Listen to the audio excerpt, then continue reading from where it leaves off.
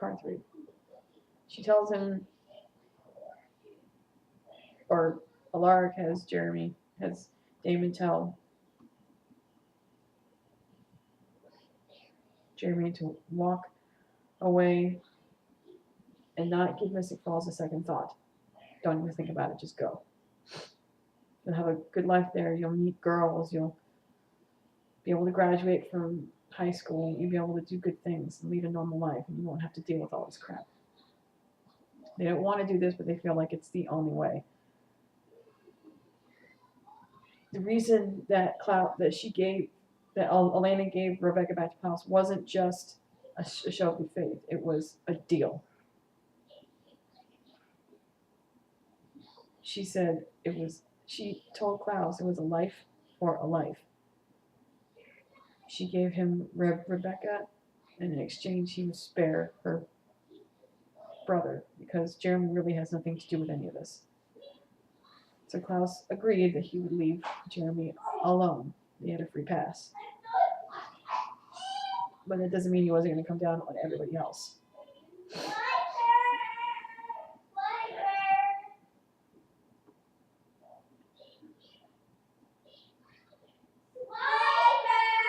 So, Jeremy is compelled, and as we know now, it's time for him to leave.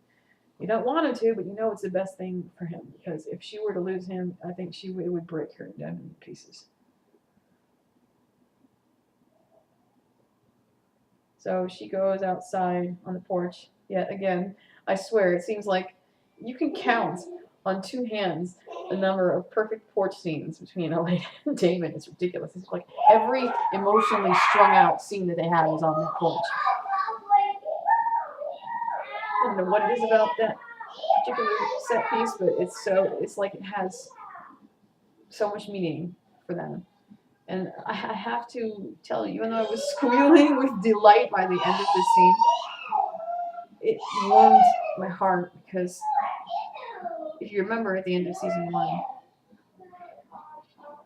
during the Founders Day episode when Damon kissed Elena, or who he thought was her, which was a very pivotal, absolutely insanely pivotal moment for Damon, because it showed how he was starting to change. And you knew there beyond a shadow of doubt that he loved her. And it was kind of like that moment was stolen from him because of her. He couldn't have that and burden himself like that, be honest with her, and share that kiss with her, because Catherine decided she wanted to, be a bitch and steal that whole moment. And in this scene, 2 seasons later, it's like she finally got that moment back. They're talking on the porch, and he feels like he needs to tell her the real reason behind Stefan, doing what he did. He says he didn't betray us. Well, not entirely. He did what he did to save me, because Klaus threatened to kill me. And she's like, what? But that doesn't make any sense. He's like, well, it didn't make much sense to me either, but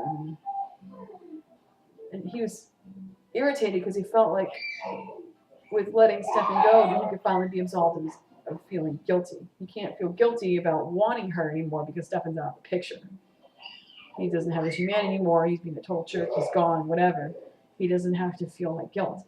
But now that he knows what Stefan did for him, he in fact does have some semblance of humanity, even though, obviously everyone can tell that instead of feeling compassion, he's chosen to feel nothing but hate and anger, because he feels it's all he has left in the world. Damon, again, still feels that guilt. The look shared between them in that scene is absolutely priceless.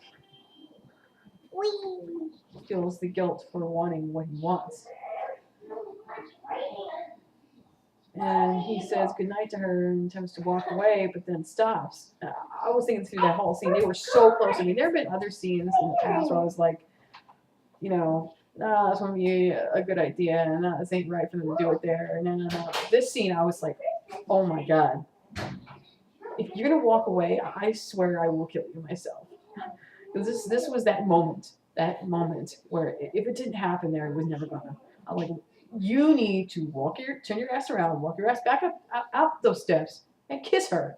I don't care if she slaps you. Do it. It's tiresome you acting like a freaking coward. And apparently he must have heard me and probably every other fan around the world. Turned around, marched his ass back up those steps and said, you know what, if I want to feel guilty for something, I want to feel guilty about this.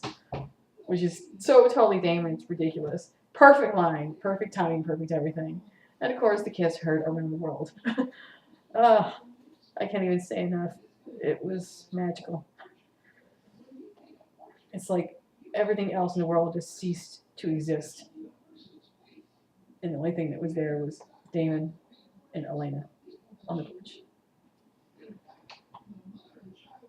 And the kiss ended, and he said goodnight, and he walked away, and she just stood there with this, like, you could tell that it's radiating off of her body. Looking at him going, what the hell just happened?